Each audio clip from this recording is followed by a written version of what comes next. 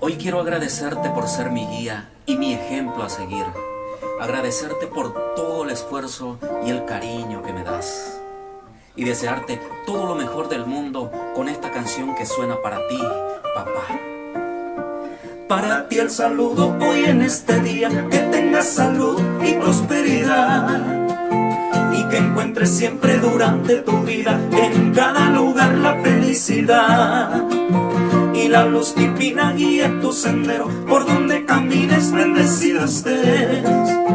Que tu vida siempre sea una guía de eterna sonrisa y dulce amistad. La felicidad que venga este día te acompañe siempre por donde tú estés, y tu corazón se llene de gozo con tus familiares y amigos también.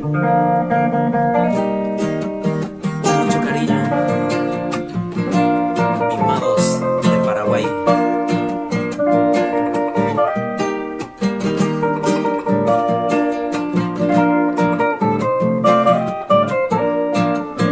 Ahora y siempre los buenos deseos, que tengas la suerte y tranquilidad, y que cada día se llene tu vida de mucha alegría y felicidad.